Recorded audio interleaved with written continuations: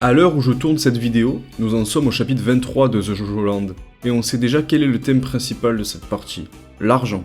A vrai dire, on le savait déjà dès la première planche, mais c'est d'autant plus vrai avec ce qui se passe en ce moment. Comme son nom l'indique, cette vidéo ne parlera que des 4 premiers tomes, qui sont d'ailleurs tous parus en France, et concernant le tome 4, à vrai dire, je ne parle que du chapitre 13, et j'utiliserai seulement une cover du chapitre 15. L'objectif de cette analyse n'est clairement pas de raconter leurs faits et gestes quant à leur ambition de s'enrichir, ça on le comprend bien assez tôt et ce très vite. Le but c'est plutôt de se demander pourquoi ils veulent de l'argent, comment en sont-ils arrivés là, et quels ont pu être les éléments déclencheurs de leur absolue nécessité de devenir riches. Tout cela sera traité dans les 3 premiers chapitres de la vidéo.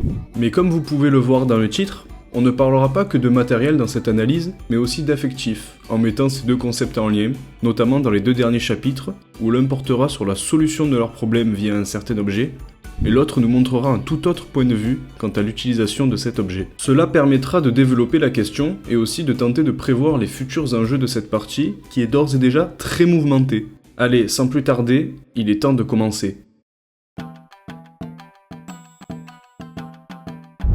Je vais entamer mon analyse exactement de la même manière qu'Araki a débuté The Jojo Land. Voici l'histoire de Jojo Joestar, qui va faire fortune sur les îles d'Hawaï. Dans cette partie, on ne tourne pas autour du pot avec des mises en scène nous amenant à nous questionner sur le thème, voire le lieu d'où se déroulera l'histoire. Tout nous est dit ici. Un thème simple à comprendre, mais où on se doute que nos héros feront face à de multiples difficultés en conséquence de cette ambition de s'enrichir, et le début effréné de cette partie nous le confirme bel et bien. Là où j'adore cette partie, c'est qu'on sent dès ce premier chapitre que plusieurs concepts vont venir s'ajouter quant à l'objectif de Jojo, pour l'expliquer et le compléter. Voyons ici, Jojo, lorsqu'il avait 11 ans, avait le rôle de passeur pour son voisin, où il distribuait à l'intérieur d'une peluche des choses dont il n'a même pas conscience, sûrement de l'argent et de la drogue. Il n'a jamais demandé à qui que ce soit ce qu'il y avait à l'intérieur, la seule chose qui devait le préoccuper, c'était d'accomplir son rôle tout en ne disant rien. J'en viens aux faits. Le voisin de Jojo avait confiance en lui. Chose de primordiale au sein d'une relation, quel que soit son type. C'est même quelque chose qu'on nous a signalé auparavant lors de Golden Wind, lorsque Giorno passe le test pour rentrer au sein de Passionné. Polpo lui dit qu'il faut qu'il ait confiance en lui absolument pour que tout se passe bien dans l'organisation. Jojo va comparer la confiance en un mécanisme, un mot très lourd de sens quand on sait ce qui arrive. Autre exemple, le fait d'être respecté. Il reconnaît qu'un garçon qu'il voit lui est supérieur dans pas mal de domaines. Seulement, il finit dans un sale état comme il le dit. Pourquoi on nous montre ça? Après tout, le garçon n'a rien demandé. On peut y voir une sorte de scène implicite qui nous montre que Jojo veut du statut, il cherche à s'émanciper de sa situation, et il ne cesse d'agir pour ça, quitte à baigner dans des affaires louches et même basculer dans la violence, totalement à l'opposé de ce garçon, qui semble avoir un des quotidiens les plus simples. Notre protagoniste prend des risques, cherche à être craint, quitte à employer des moyens pas très éthiques. Mais le meilleur exemple vis-à-vis de ça vient dans la page qui suit. Tout comme avant, un garçon qui n'a rien demandé se trouve aspergé d'une boisson, et Jojo nous dit qu'ils ne sont que très peu différents au premier abord. Alors qu'est-ce qui change? Il a des ambitions. Bien que moralement mauvaise, il agit. Il ne veut pas d'une vie calme, comme semble l'avoir ce garçon qui vit en honnête citoyen. Lui, il est vicieux et même malsain. Et il l'assume haut et fort. Il veut être fortuné, et il est prêt à employer tous les moyens nécessaires pour y parvenir. Mais vous allez vous dire, en quoi juste nous dire que Jojo ne se fait pas malmener par les autres a un rapport avec l'argent? Eh bien parce que cette volonté de ne pas se laisser faire est un mécanisme. C'est la force de Jojo Land. Jojo veut aller plus loin que l'aspect monétaire en essayant de voir et d'adopter ces mécanismes. C'est quelque chose de très vague pour l'instant, et c'est normal, bien qu'on ait eu 2 exemples juste avant. Mais ce qu'il faut retenir, c'est qu'ils ne sont pas éphémères contrairement à l'argent, et se placent donc au-dessus de ça. Ce sont une multitude de notions qui vont se rattacher au désir de la personne pour la faire triompher. Dans l'exemple de faire fortune avec Jojo, il y aura donc quelque chose qui l'aidera dans ce but-là, d'une manière plus subtile que de lui faire apparaître des billets devant lui d'un simple claquement de doigts. On est tellement sur du théorique, et ça en devient même presque perché dans ce que je raconte, mais c'est normal car à ce stade-là, on est vraiment dans le flou le plus total, et comme le dit Jojo lui-même, le sommet des mécanismes, je ne peux pas encore le voir. On ne sait pas ce qui aidera notre héros dans sa quête, et c'est normal, c'est tout l'enjeu et le déroulement de cette partie, mais à noter qu'on ne sera pas longtemps perdu vis-à-vis de la chose qui l'aidera, on aura déjà plus de concret, bien qu'il y ait encore une immense partie qu'on ignore. Car quelque chose a revêtu l'apparence de ces mécanismes, et on va le voir un peu plus tard. D'ailleurs, on voit encore que Jojo assume être audacieux et même prétentieux dans ce qu'il affirme, un trait de caractère qui nous sera aussi expliqué par la suite. Et on nous souligne bien l'importance de ces mécanismes dès la présentation des personnages au tome 2, où l'on nous rabâche à nouveau qu'ils serviront à devenir riches, et donc ils sont encore plus importants que ça, car ils permettent d'y arriver, et mettent à profit beaucoup d'autres aspects en lien avec l'ambition en question. En gros, c'est bien la pierre angulaire de la partie. Juste avant de passer au prochain chapitre, j'aimerais m'attarder quelques secondes sur 2 passages qui surviennent un peu après, mais qui reviennent sur l'idée d'absence d'éthique de Jojo quand il s'agit d'argent ou de statut. Lors du cambriolage chez Rohan Kishibe, il ne s'aperçoit que c'est ce dernier que lorsqu'il trouve des planches de son manga au bord de la piscine. De là, on apprend que c'est un immense fan et on le voit même trembler, ce qui est troublant quand on le connaît. Lui qui est d'habitude impassible. Mais dans une réflexion faite dans sa tête, il n'oublie pas que Rohan Kishibe est bien un riche, et que donc cela justifierait presque leur vol du diamant. Son caractère envieux est bien démontré. Le simple fait de voir quelqu'un qui est blindé de thunes prend totalement le dessus sur son admiration pour son auteur préféré. Un peu dans la même veine aussi, lorsque Dragona, vous inquiétez pas, je ferai les présentations plus tard, dit à Usagi qu'ils doivent absolument récupérer le diamant, même sous la menace d'un homme dangereux qui semble vouloir les tuer, car sans ça ils n'auraient plus aucune valeur en tant qu'être humain. En quelque sorte, comme il le dit, ce serait des ratés. Le simple fait de se faire de l'argent ici en récupérant le diamant nous laisse penser alors que s'ils y parviennent, ils ne seraient plus des ratés, mais des personnes capables. Évidemment, la réalité est tout autre, ce n'est pas pour ça qu'on peut être qualifié de perdant ou quoi que ce soit d'autre, mais cette volonté de ne rien lâcher quand il s'agit d'Ozei, quitte à y laisser sa peau chez Dragona et Jojo, nous est expliqué par un flashback, et avec ça on va comprendre pourquoi Dragona pense que la fortune est corrélée avec la réussite. Allez, maintenant on va tenter de comprendre d'où vient cette obsession pour l'argent.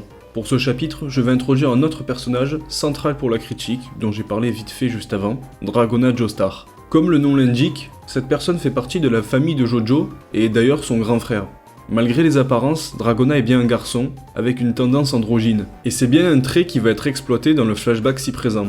Dragona faisait une sortie scolaire avec son école, monte dans le bus pour partir, et s'assied à un endroit où il y a de la glace sans le faire exprès.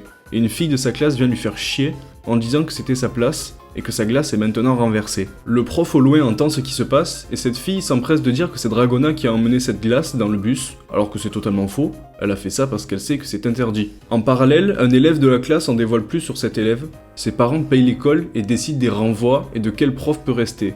Apparemment c'est exactement pareil pour la compagnie de bus d'ailleurs, sa famille corrompt tout. Et avec de tels parents influents, cette fille se croit tout permis et décide de prendre Dragona à partie et de le harceler. Elle va même jusqu'à passer à l'acte et l'agresser physiquement avec un outil pour le scarifier ou le couper, en disant qu'elle veut voir sa poitrine.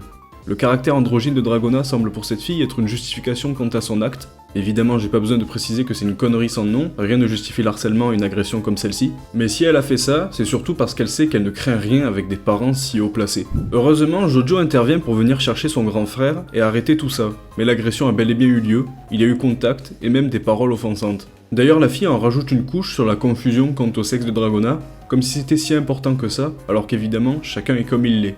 Mais cette peste a fait de lui son défouloir, et le professeur ne la sanctionnera pas. Jojo comprend que Dragona a été harcelé, et ce dernier nie les faits. C'est quelque chose d'assez commun chez les personnes se faisant harceler comme cela, elles cherchent à défendre leur harceleur en leur trouvant des excuses, et même plus loin en se décrédibilisant, en disant que c'est de leur faute uniquement s'ils se font agresser, alors que c'est évidemment faux, elles sont juste dans le déni. C'est démontré dans le passage juste après, Dragona qui fait mine de rien, que ses camarades lui ont simplement fait une boutade, se retrouve littéralement traumatisé, et a de quoi l'être, et est en train de convulser dans son lit. Est-ce que cet acte restera impuni? Son harceleuse s'en sortira-t-elle? Et bien un peu plus tard, une autre sortie scolaire en bus semble être organisée, et on y voit des élèves y entrer. Les portes se referment et un incendie démarre au pied du chauffeur, et sème la panique totale. Mais ils ne peuvent pas sortir, c'est bloqué. Une attaque qui semble minutieusement préparée, et c'est le cas. Celui qui a foutu le feu à ce bus, malgré son très jeune âge, c'est Jojo. A l'aide de son stand, il a déclenché l'incendie de l'intérieur avec une goutte qui serait entrée en contact avec de l'essence et qui a foutu le feu. C'est tellement insensé de faire ça à cet âge-là, même s'il voulait venger son frère, et ce trait de personnalité de Jojo, j'en parlerai dans le chapitre suivant. Dragona apprend ce qu'a fait son petit frère et le remercie de l'avoir vengé d'une certaine manière. Ça l'a apaisé, lui qui était en train de se laisser détruire par ce qu'il a vécu. Cet événement d'ailleurs, il va le qualifier d'absurde. Il se dit que c'est arrivé comme ça, sans raison, comme un coup de tonnerre dans sa vie, et qu'il peut détruire son existence, comme d'ailleurs ce qui est en train de lui arriver avant que son frère le venge. Dragona pense qu'il y a une sorte de destin quant à l'apparition des événements. Il a un point de vue très déterministe, et c'est encore plus amplifié quand on l'entend se dévaloriser en disant que c'est un déchet. J'ai montré à la fin de ma partie précédente que Dragona pouvait faire preuve de volonté face aux difficultés, mais il a quand même un point de vue très pessimiste sur ce qui lui arrive. Et cet incendie aura des conséquences sur leur famille, puisque leur père est parti de la maison car il a fait faillite. Il faisait partie d'une compagnie d'assurance. Cette dernière va payer le dédommagement du préjudice subi, seulement le montant est dérisoire. Et leur mère explique que c'est probablement parce que la fille des parents qui dirige la compagnie de bus, la harceleuse de Dragona donc, était dans le bus ce jour-là, et ça a bien sûr joué dans la balance. Leur père a validé le paiement du dédommagement, et l'assurance rejette la faute sur lui, au lieu de se demander pourquoi le montant était si élevé. Leur père a été victime d'une injustice, et est contraint de quitter le pays et son foyer. En réaction à cela, la mère de Jojo et Dragona dit qu'elle va se démener pour assurer leur avenir, et travailler encore plus. Et c'est de là qu'émerge une nouvelle peur pour nos héros, celle de voir leur mère petit à petit faiblir suite à ses divers métiers et son rôle de mère. Financièrement, elle a du mal à suivre et tout dégringole. Même vu de loin, leur maison est de moins en moins entretenue, signe que la famille faiblit. Et des gangs l'ont senti et vont vouloir s'en prendre à eux, qui sont sur le point déjà de tout perdre. Jojo se questionne sur comment ils en sont arrivés là. Ce n'est pas montré, mais il doit ressasser l'incendie. Dragona essaie de le rassurer en relativisant, malgré qu'il n'y ait pas grand chose de bon. Il lui dit qu'il ne pouvait pas savoir qu'il allait se produire tout ça après l'incendie, et qualifie cet événement, tout comme son agression dans le bus, comme un événement absurde. Réaction intéressante de Jojo, qui semble désapprouver ce que dit son frère. Pour lui, ça n'a rien de prédéterminé, il veut endosser la responsabilité de l'incendie et venir en aide à sa mère. Sur cette case, les regards sont si bien dessinés, on voit bien la contradiction de pensée entre les deux, Jojo ne veut rien entendre, et Dragona essaie de le convaincre, mais en vain. Pour en revenir à ce que j'ai dit juste avant, si Dragona a une approche assez déterministe vis-à-vis des événements absurdes, Jojo semble lui être bien plus individualiste. En portant le fardeau de l'incendie, il assume ses responsabilités, et donc contrairement à son frère, il ne pense en aucun cas que tout ça a été prédestiné. C'est alors que va apparaître la solution pour mettre fin à leur inquiétude quant à la santé de leur mère. Une femme, qui plus est, la directrice de l'école vient les chercher et semble évoquer une sorte de contrat avec eux pour que chacun ait son compte. Ils vont travailler pour elle. On parlera un petit peu de leur activité après, mais pour en rester sur leur mère, eh bien ce travail auprès de la directrice est un franc succès, puisqu'ils parviennent à renverser la situation, et leur mère ne semble plus du tout en mauvais état. Elle a retrouvé une routine normale de mère qui part à son travail en disant au revoir à ses enfants, et il y a une raison à tout cela. Non seulement Dragona et Jojo se font un peu d'argent avec leur activité, mais surtout ils assurent la protection de leur mère. Il y a peu, ils étaient à ça de se faire attaquer par les gangs, et maintenant tout leur quartier vient en aide à leur mère. Ils sont parvenus à se faire respecter, j'en ai parlé dans la partie précédente avec Jojo d'une autre manière d'ailleurs. Dorénavant, ils n'ont plus de soucis à se faire de ce point de vue-là, mais leur travail présente beaucoup de risques, car ils sont dans un engrenage dangereux.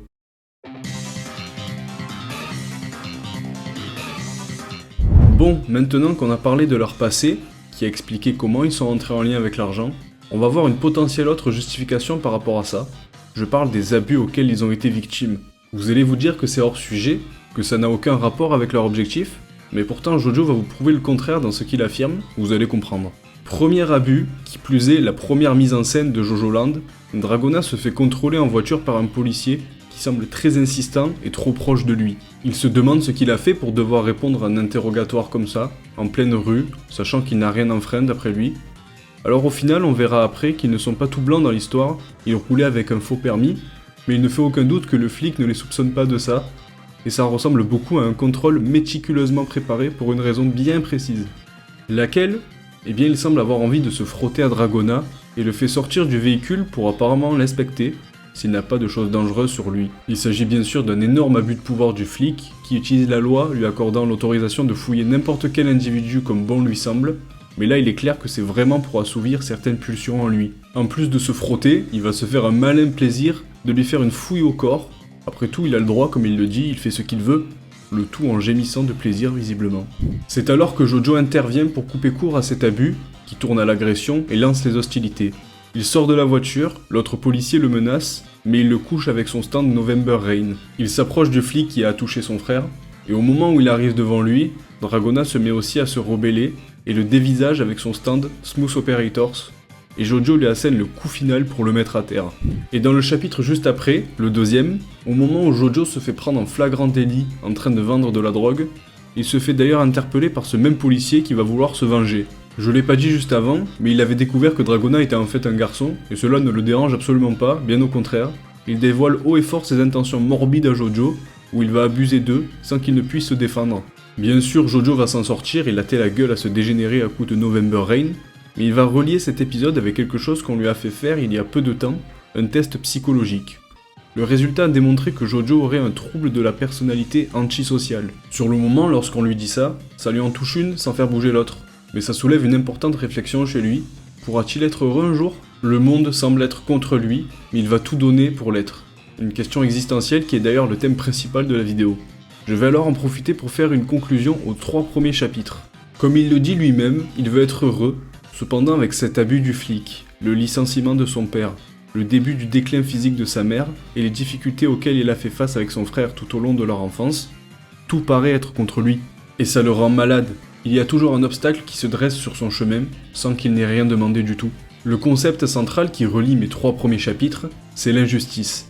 Et j'ai choisi d'en parler à ce moment-là, car c'est avec l'exemple du policier que c'est le plus frappant. Mais en fait, c'est depuis toujours qu'ils font face à ça, ils en sont totalement victimes.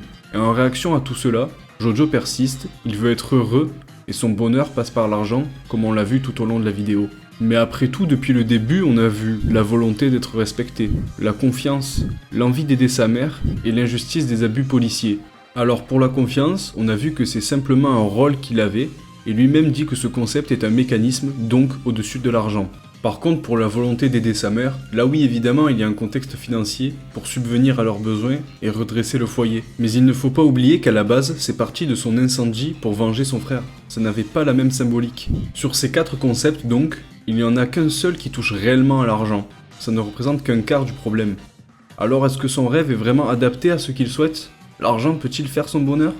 Ça serait une excellente fin de vidéo qui nous ferait nous demander si ça suffirait pour la vengeance de Jojo, ou même nous-mêmes, est-ce qu'on serait rassasié en se mettant à sa place ? Mais le manga a amené un élément de réponse qui va venir chambouler toutes nos réflexions de par sa complexité. Je l'ai à peine évoqué tout à l'heure, donc j'en profite pour faire maintenant une rapide mise en contexte. Jojo et Dragona travaillent pour la directrice de leur école. Elle a en plus de ça un magasin, mais en réalité tout ça sert à blanchir son argent. Elle confie une mission importante à nos 2 héros, accompagnés de 2 autres personnes, Paco et Usagi.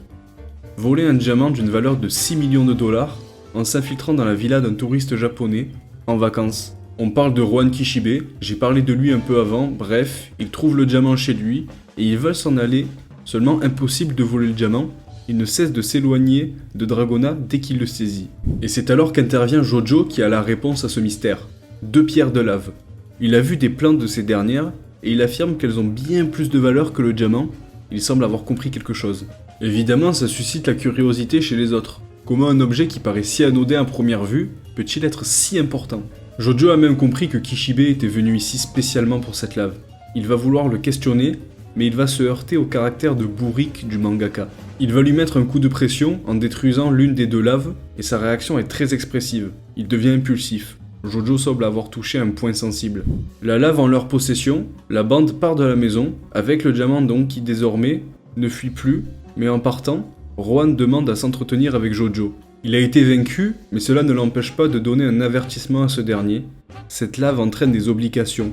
Elle est lourde à porter, car il aura un rôle avec elle à ses côtés. Il ne lui en dit pas trop, il veut lui laisser faire son propre chemin avec, mais souligne sans arrêt son importance. Il pense qu'il peut devenir riche avec, et qualifie cette pierre comme renfermant une loi de la nature, chose qu'on peut interpréter exactement comme le concept de mécanisme. La bande s'enfuit en courant, et Jojo repense à ce que Kishibe lui a dit.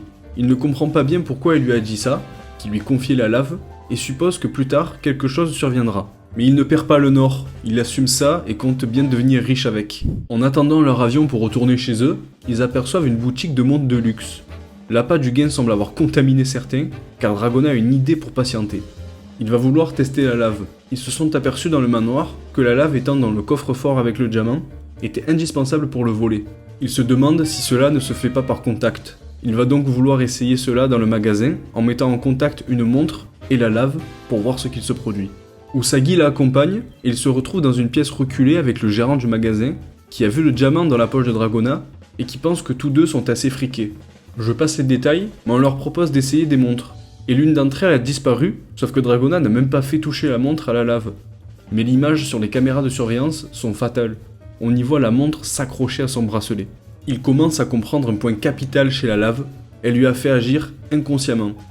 Elle s'est mise en route toute seule et a enclenché le processus de contact. Maintenant, cela ne fait plus aucun doute, lorsque la lave touche un objet de valeur, elle l'attire où qu'elle aille. La clé était bien le contact, et c'est bien pour ça qu'il n'avait pas pu voler le diamant du premier coup. La chose la plus fascinante dans l'histoire, c'est que cette lave a l'air d'utiliser les émotions humaines pour qualifier un objet comme de haute valeur.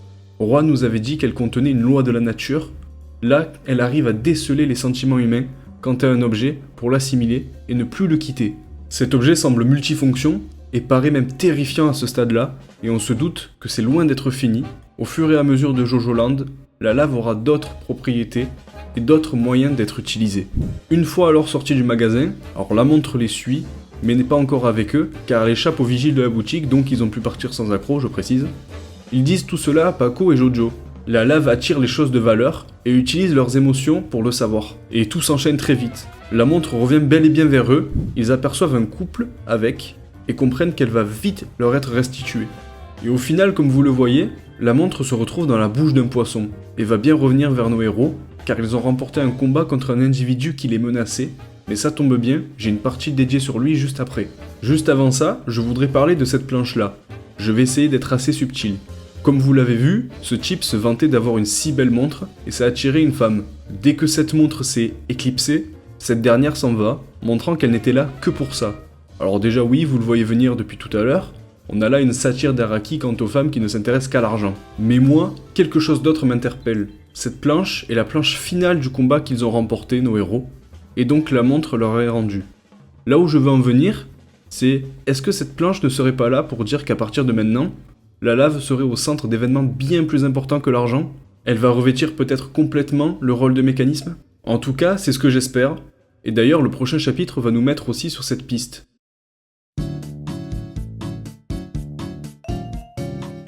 Comme évoqué juste avant, nos héros se sont heurtés à un obstacle de taille à la sortie de la boutique de montres. Un homme était au courant pour la lave et a voulu leur dérober, mais il n'y est pas parvenu. Son nom, Charming Man. Et ça tombe bien parce que son histoire avec la lave est très intéressante. Tout commence quelques années plus tôt, où il part faire du vélo avec son frère Mooka, dans une zone assez rocailleuse, qui plus est privée. Il tourne à peine la tête quelques instants, et ne voit plus son frère. Il ne voit que son vélo. Il pense qu'il s'est fait emporter et qu'il est tombé dans un tunnel de lave et appelle une ambulance pour le sauver. Malheureusement, il ne le croit pas pour diverses raisons. La première est qu'ils sont au courant qu'ils se seraient disputés avant de disparaître, ils présument une hypothèse bien plus sombre. La deuxième est qu'il n'y a pas la moindre trace d'un quelconque courant qui aurait pu emporter son frère, la chute semble absurde. De plus, ils sont au courant que Charming Man a un casier, mais le délit qu'il a commis n'a aucun lien avec cette histoire. Il le menace même d'enquêter sur lui si ça continue. Il est complètement désemparé, abasourdi devant la négligence de ces individus qui ne font pas leur travail, et l'ambulancier lui met un dernier coup de massue sur le crâne. Il lui dit qu'il ne peut rien faire, car fouiller dans un lieu pareil est payant. L'argent régit même les secours dans ce pays, et Charming Man assiste impuissant au départ de l'ambulance, le laissant seul et n'ayant toujours pas retrouvé son frère. Il vagabonde sur cette montagne, à la recherche d'une éventuelle trace d'eau prouvant que son frère a bien été emporté, mais il n'y a plus rien. Plus tard, il verra au loin Rohan faire ses expériences avec des billets pour tester la lave. C'est de là qu'il comprend que quelque chose de louche se trame dans ce lieu, et plus particulièrement avec la lave qui le compose, et qui compose également le trou où est tombé son frère. C'est alors qu'il va rejoindre l'équipe de nos héros, et travailler aussi pour Meryl Mikey, mais pas du tout pour les mêmes raisons qu'eux. Et c'est de là, et avec cette image qui représente admirablement bien tout l'enjeu de l'analyse, que je peux faire une conclusion des deux dernières parties, et même de la vidéo en sa globalité. Charming Man affirme qu'ils ne pourront pas être riches avec la lave, il en est convaincu pour des raisons qu'on ignore exactement. La seule chose qu'on peut comprendre là, c'est qu'il est défaitiste quant à ça, et les avertit seulement. Mais ce qui est ironique, c'est que Charming Man avait de quoi avoir une obsession pour l'argent, étant donné que c'est ça qui lui a empêché la recherche de son frère par les autorités. Il aurait pu en être traumatisé et se réfugier dans ça, mais non, il a préféré rester droit, et c'est admirable. De l'autre côté, on a Jojo, qui lui à l'inverse, est prêt à tout pour s'enrichir avec cette lave, qui lui fera accéder aux mécanismes les plus importants du monde pour parvenir à ses fins. Son but avec cette lave est purement matérialiste, du moins pour le moment. Qu'est-ce que je veux dire par là? C'est que cet objet, la lave, se caractérise comme l'élément majeur des 4 premiers tomes, et ça le restera certainement tout au long de la partie. Maintenant, on peut avoir plusieurs attentes la concernant. Une loi de la nature, des mécanismes, des concepts, permet d'attirer des choses de valeur. Elle a déjà beaucoup montré, mais on n'est pas au bout de nos surprises, j'en suis sûr. Maintenant, revenons-en au titre de la vidéo. L'argent fera-t-il leur bonheur? Parce que oui, cette lave renferme des concepts si forts qu'elle pourrait tourner au ridicule l'argent de manière générale, et à vrai dire, je l'espère presque. Bien sûr, je veux bien que le thème de l'argent soit évoqué plusieurs fois, après tout, c'est bien le rêve du protagoniste. Mais après ces 4 premiers tomes, on a déjà vu la lave à l'œuvre sur de l'argent pur et dur. De mon côté, j'espère que des concepts bien plus ambitieux feront leur apparition, et à vrai dire, je n'en doute pas une seconde. Araki nous a toujours surpris, et il continuera de le faire, on aura des surprises. Ce qui me fait penser qu'on aura bien plus de rôles complexes pour la lave, c'est l'épisode du vol de la montre d'Usagi et Dragona. On a vu qu'elle se servait des émotions humaines pour se mettre en route.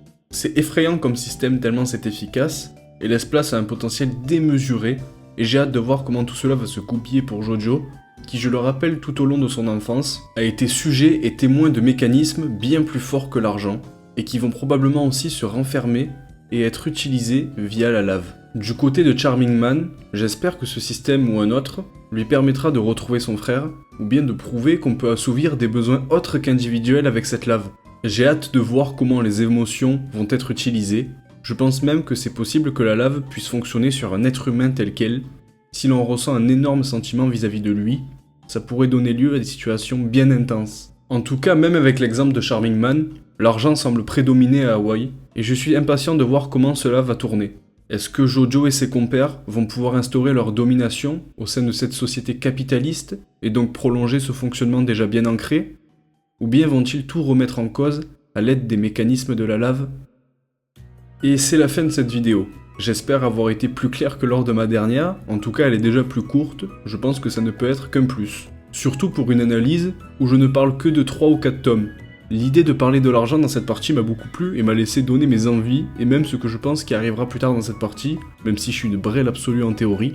Je suis tellement impatient des rebondissements qui vont avoir lieu à chaque chapitre, et surtout je suis tellement curieux des nombreux mécanismes qui vont être utilisés quant à cet objectif, et même par rapport à bien d'autres. Comme le sauvetage du frère de Charming Man par exemple. Jojo Land n'annonce que du bon.